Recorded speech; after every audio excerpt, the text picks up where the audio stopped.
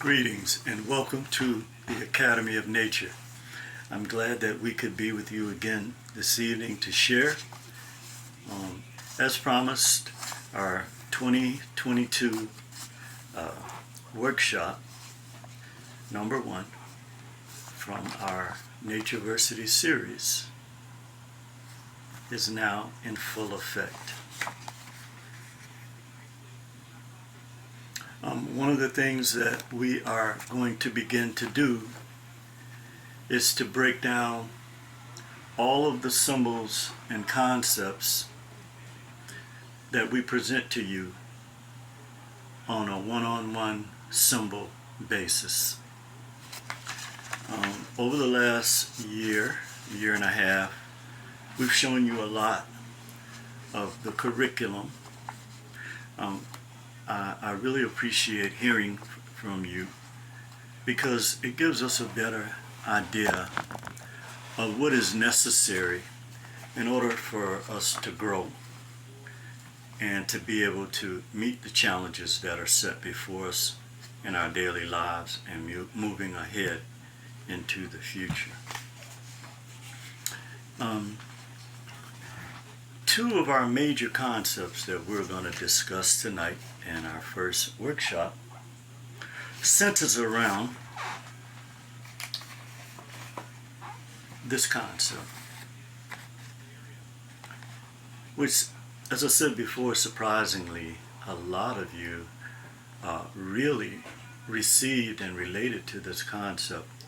And we're going to explain what 360 degrees in an open pineal gland means. A lot of people have been asking this question. The other concept that we will explore tonight is the divine law of oneness, which is, some people refer to it as the universal consciousness or the Akashic records. There are many different terms to explain this. Also, in physics, they use the term, or in quantum physics, singularity. And this is a very important law we will explain to you. Because I also want to explain why I said that we are in an electromagnetic warfare and why this warfare centers around melanated people with an open pineal gland and the creators of a World Wide Web system that was created with people, by people with a calcified pineal gland. And we'll explain what that means to some degree. I'm sure a lot of you are aware of that. And finally, I get most of the questions about our two main spokes animals here in the Academy of Nature, which is Paco the parrot and Willie the wolf. And we will explain why these two are so very important to the message that we are putting out.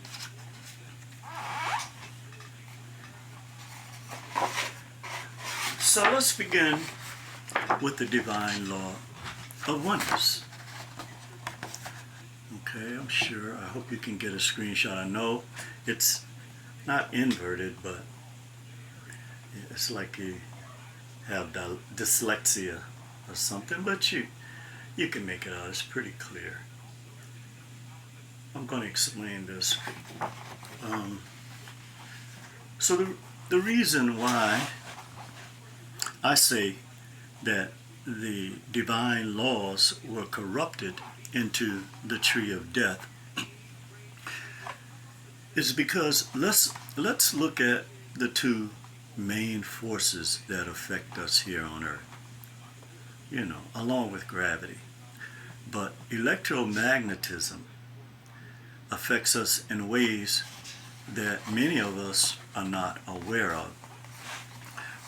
In the divine law of oneness, the reason why all things are connected, and I'm going to start using the term natural laws because in our head, whenever we hear the word divine, we think of some type of hocus pocus situation. Divine only means that it was created not by man. That's the best way I can put it. It was laws that were created in the universe by the Creator, Creative Spirit that man had nothing to do with.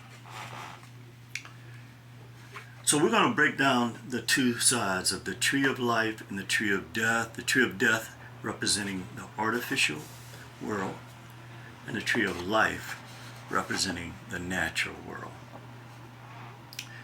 And here you see the law of oneness, the divine law of oneness, or the natural law of oneness, encompasses all energy, and that all energy is connected. Okay? And we look at A in the artificial tree of death existence.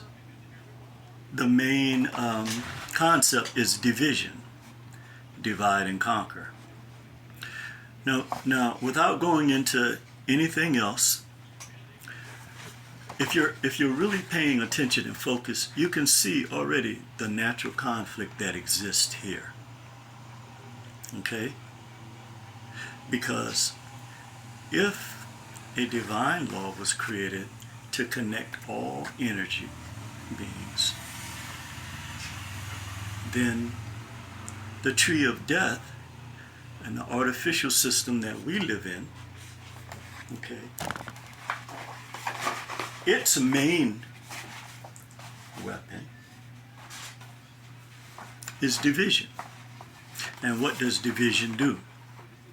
Division fragments and it separates.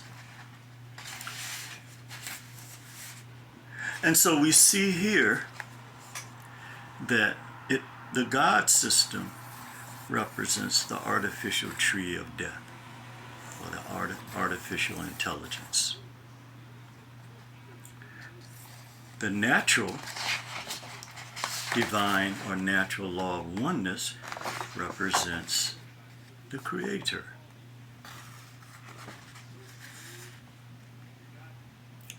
Now, I want to show something as well here, because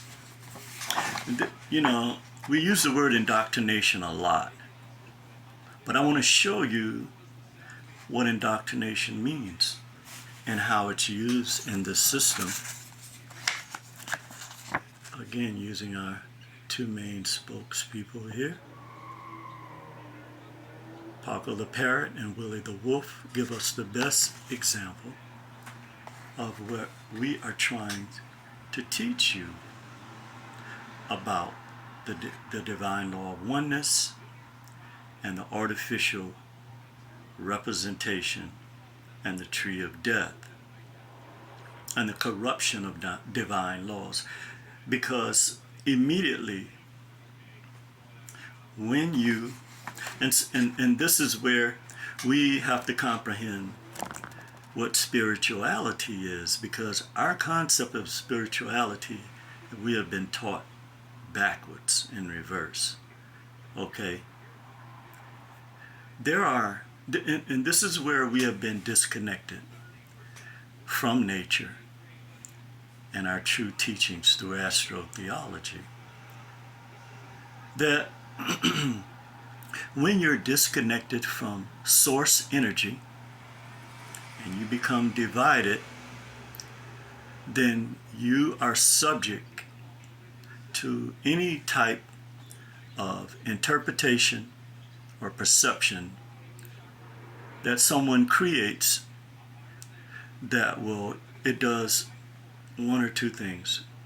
It either satisfies a desire that you have, in our case it's emotional, or it strokes your ego.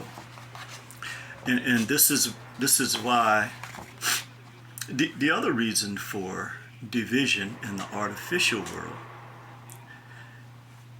it goes back to, the spiritual aspect of electromagnetism. Once you are disconnected and divided from source energy, then you give your ability to think, your ability to make sound decisions which benefit you and those like you, okay, then you will see here that division is the total opposite, the exact opposite of the law that was established by the Creator that's still in existence today. And we'll go a little bit more in detail of what happens as a result of that disconnection. Okay, the second point, the principle of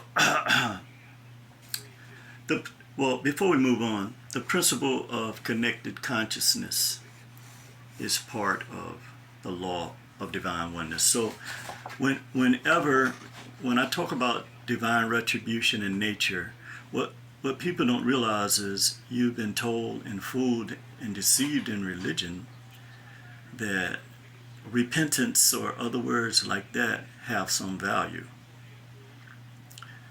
There is a natural retribution when you transgress natural laws. And this is something I talk about in our book, because these the electromagnetic energy of the collective consciousness has in its memory all of the experiences that we have had on this planet. So that right there should tell you something, that all of the experiences that are connected to this consciousness, connected consciousness, or natural law of oneness, when it's fragmented, then you break a spiritual chain, okay, that puts into motion a natural retribution in nature, which we'll go into a little later, possibly. The second law, which is just as important as the first law, is the law of polarity or duality, the law of opposites, or as man has defined in physics, cause and effect. Now, there's a deeper meaning here, because when you look back, when we talk about the development of early languages, it came from the observation of nature. When we observed something in nature, then we immediately made a connection to the celestial sphere. And we could see the connection, as above, so below. We could see that because at the time, before we were disconnected from nature, we had a automatic, what you call instinct and intuition, was something that was a part. It was a part of our being, okay? I mean, it was just automatic. So something had to come along that was powerful enough to disengage you from that. And when it disengaged you from that, it gave you an illusionary idea or theology or philosophy about who you are, why you are, who created you, how you should acknowledge and worship your Creator. These were things that were given to you by men for a specific reason and purpose. And I'm here to tell you anything that lasts thousands of years, okay, that's based on artificial history, knowledge, and intelligence, is a conspiracy. You can call it whatever you want, but it takes millions of people to keep these conspiracies going down through the centuries and the millennia. Here on the artificial side,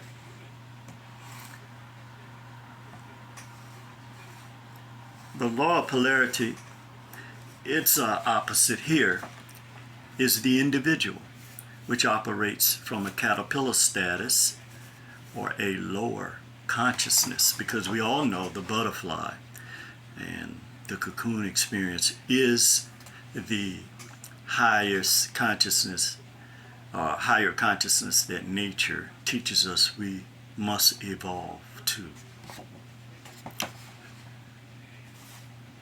The third natural law here, well, the principle of the law of polarity is everything has two manifestations, the caterpillar and the butterfly. Okay, or a tadpole and a frog. You know, we can make a lot of inferences to this law, but the main thing is that there is a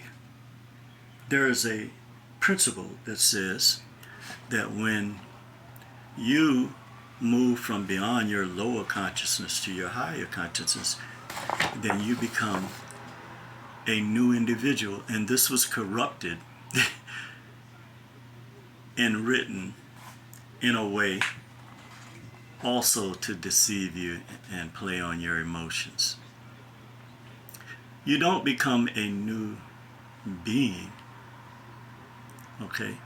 You're still the same being. You are just transforming something that was given to you here.